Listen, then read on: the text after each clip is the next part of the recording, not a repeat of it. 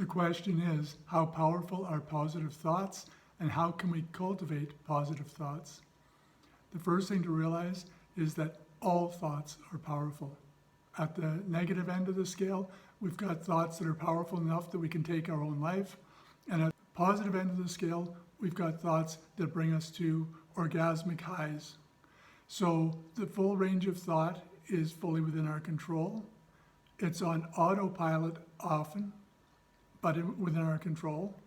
And here's an exercise that you can try to see just exactly how to manage your thoughts. So recognize that thoughts are controlled by our observations.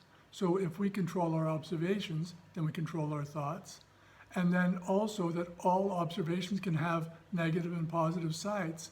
So if we use the negative observations, like the curbs on a roadway, use them for guidance, don't crash into them, then use it to guide us towards more positive thoughts. So for example, if we've had a recent breakup in a relationship, then we can be with the negative thought of the negative feelings of that breakup, or we can let that negative experience guide us towards a more positive idea about what the future should feel like.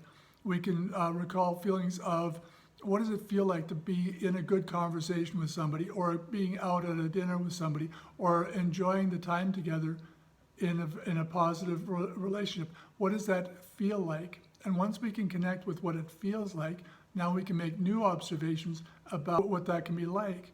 So instead of being swamped in the negative feelings of a breakup, we can the positive feelings of that. And by doing that, then what we're doing is we're bringing into alignment what we want the universe to deliver for us. So if our feelings are positive on things related to relationships, then that's what's coming towards us. But if our feelings are negative, then we're going to bring it to ourselves more sadness. So try anything at all. Take any observations, whatever's important to you, whether it's job, whether it's money, and then start to feel the positive side of that observation, of those observations. And what you'll notice is that there will be more things to observe that are in alignment with the positive or the negative feelings that you have. As you gain experience in this, then you'll be able to apply this to any area of your life. And instead of having the law of attraction as a theoretical that doesn't work, you'll be actually practicing it in a way that's very effective and is bringing the kind of results that you're looking for.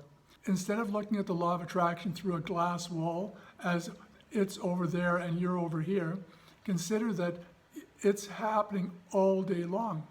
Every thought that you're having, to whatever strength and whatever degree, weak thoughts bring weak results, strong thoughts bring strong results.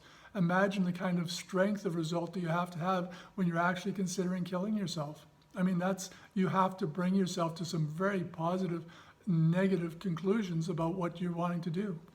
Well, you need the same strength of thought, purity of thought. You can't have a watered down thought about success and then expect a pure success. You need pure thought about this is going to work.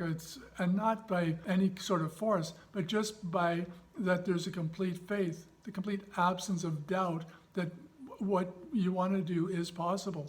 Because if you feel that there's any hesitation in what's possible, then of course it's not going to work. If you can say, for example, that you want to see a live pink unicorn, but you know in your heart that that's just not going to happen, well, then it can't happen. So I'm not going to tell you whether live pink unicorns exist or not. I have no idea. But if I want to manifest something like that, then I have to make sure that what I feel is 100% possible, that it's there. If I have any inkling of doubt at all, then I can know for myself that it will not be because I don't believe it can be. But rather than trying to prove yourself wrong with everything, start to test out what does work. Because what's more important? To discover ways that work and discover things that do function, or to do things just to prove that something can't be. But if you start with small things and start to manifest things and see that you do actually create your reality from your thoughts, and as you create your reality, now you can experiment with bigger things.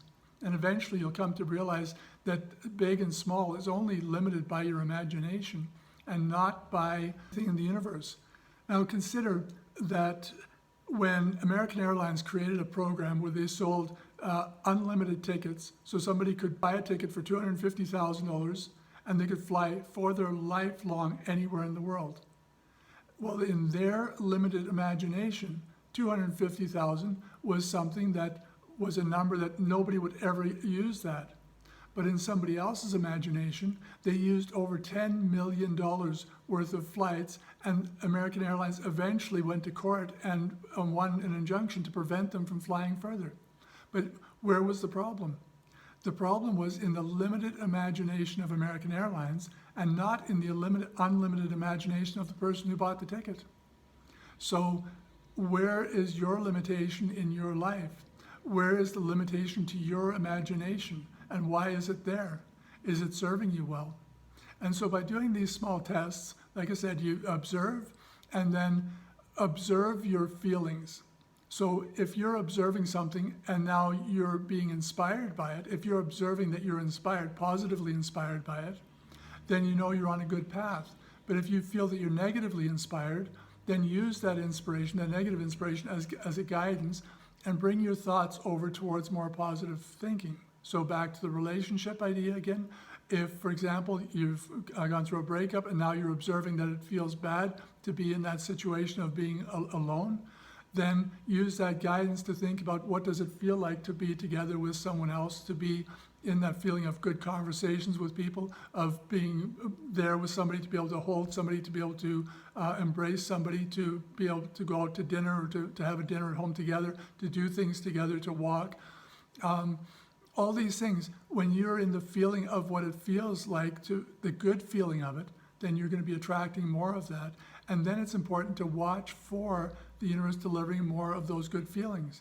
Because once you catch on to how this system works and you see it actually working for you in these examples, then you're going to be able to apply it to anything in your life.